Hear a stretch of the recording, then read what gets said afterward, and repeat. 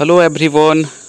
चलिए, तो फाइनली जो है आपका टेक्निकल का फाइनल आंसर की जो है वो रात को ही रिलीज़ कर दिया गया था। होप सो आप लोगों ने उनको देखा होगा, अपने स्कोर अपने मैच किए होंगे और कुछ सरप्राइज़ न्यूज़ भी आपको मिला होगा। मैं बातें करूंगा अभी आगे, तो चिंता मत करें, मैं बातें कर रहा हूँ आप ही, ठीक है। देखो, आज हम 3 इंपॉर्टेंट बातें जो है वो डिस्कस करेंगे कि रिज़ल्ट कब तक आएगा, ठीक है, फाइनल कट ऑफ क्या रहने वाली है। ये कट ऑफ मैं आपको इस तरीके से बताने वाला हूँ कि आप देखना इसी के अप्रॉक्स जो है वो कट ऑफ होने वाली है। फिर आप बुरा मानो या फिर सच मानो, बट कट ऑफ इन्हीं के अप्रॉक्स रहने वाली है। ऑब्जेक्शन क्वेश्चन का क्या हुआ मैं बताऊंगा आपको कि क्या हुआ क्या नहीं हुआ, है ना।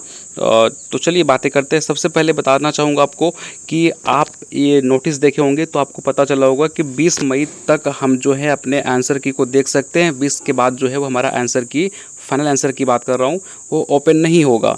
तो आपसे मैं फाइनली रिक्वेस्ट कर रहा हूँ कि आपके जो स्कोर रहे हैं, आप अच्छे स्कोर में हैं, तो आप ना जो भी आपने अटैम्प्ट किए होंगे उनका आप PDF बना के रख लो एज अ प्रूफ के फॉर्म तौर पे कि भैया हमने इतना अटैम्प्ट किया। कल जाके अगर रिजल्ट नहीं होता है इतने अच्छे अटैम्प्ट के बाद भी, तो आपके पास एक क्लेम करने के लिए रहेगा कि सर ये देखिए मेरा आंसर की है, मैंने इतना अच्छे अटैम्प्ट किए थे, इतने अच्छे मेरे मार्क्स से, फिर भी नहीं हो पाया।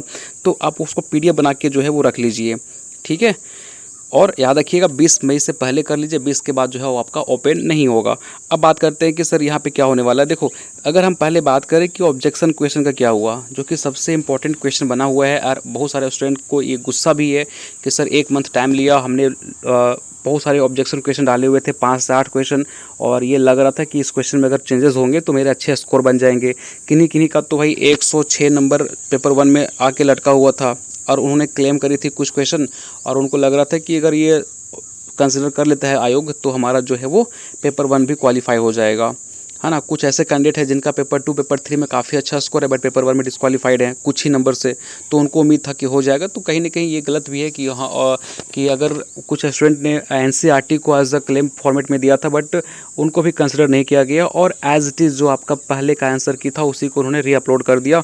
पता नहीं 1 मंथ हुआ क्या, वो समझ में नहीं आया, है ना। और बहुत सारे स्टूडेंट को दिक्कत हुआ कि भैया हमारा क्वेश्चन कुछ सही ही नहीं हुआ, और अल्टीमेटली वही उन्हीं को उठा के उन्होंने पेस्ट कर दिया, ठीक है, जो कि गलत है। और इन पे उनको काम करना चाहिए था। जेन्युइन कुछ क्वेश्चन जो थे वो गलत थे, तो उन पे उनको आयोग को देखना चाहिए।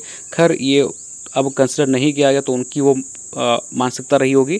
बट अब जो हमारे पास सिनेरियो है मैं उन्हीं को देख के बात कर रहा हूँ कि भैया अब आपके पास 2 ऑप्शन है, या तो इसके बारे में सोचते रहो या अपना टाइम वेस्ट करते रहो, या फिर आपको बेहतर पता है जो सोच रहे हैं कि हम कोर्ट कचहरी का, तो भैया आप करो, हो सकता है भाई भगवान करे हो जाए, बट अगर नहीं होता है भाई तो आपको पता है लास्ट टाइम क्या हुआ सीजीएल में।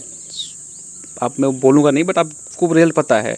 तो 10 जगह भटकने से बेटर है कि अपना माइंड को कॉन्सेंट्रेट करो और आपके जो फर्दर एग्जामिनेशन है उन पे फोकस करो। अगर आपके अच्छे नंबर नहीं बन रहे हैं और आपके अच्छे स्कोर बन रहे हैं तो आप फाइनल जो है वो अपने डॉक्यूमेंट्स वगैरह पे ध्यान देना स्टार्ट करो, उसको थोड़ा अपडेट करना स्टार्ट करो, ठीक है। अब रिज़ल्ट की बात करें तो इतना नहीं, रिज़ल्ट जो है आपका मई लास्ट या फिर जून फर्स्ट वीक 100% आ जाएगा, ठीक है। और आपका जून के अप्रॉक्स आपका DV करा के जुलाई अगस्त तक ये जो है वो बहाली क्लियर कर देगा, अपॉइंटमेंट आपका कर देगा, ठीक है। कट ऑफ की बात करें तो ये कट ऑफ जो है थोड़ा सा लोगों को सरप्राइज़ करेगा, लेकिन ये रियलिटी है गाइस, और ये इन्हीं के अप्रॉक्स आपका कट ऑफ रहने वाला है। ±5-10 कर लीजिएगा, लेकिन रेंज वही रहने वाला है, ठीक है। अगर हम UR की बात करें तो 600 तक कैसे जा सकता है सर, किसी के मन में आ रहा होगा।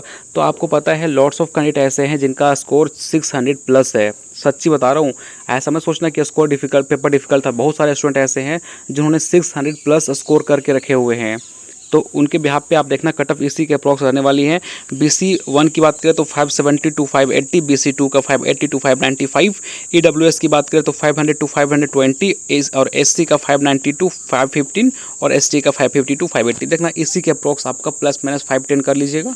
इन्हीं के अप्रॉक्स जो है आपका स्कोर होने वाला है फाइनल कट ऑफ जो है, ठीक है। तो एट द एंड गाइस मैं यही बोलूँगा कि एक एग्ज़ाम के भरोसे जो है वो आप नहीं बैठिए। अगर आपके नंबर ख़राब आ गए तो कोई दिक्कत नहीं, कई बार सिचुएशन आपके फेवर में नहीं होती है, तो आप जो है वो नेक्स्ट एग्ज़ाम की तरफ फोकस कीजिए। नेक्स्ट आपका टेक्निकल आने वाला है, उन पे फोकस कीजिए, है ना।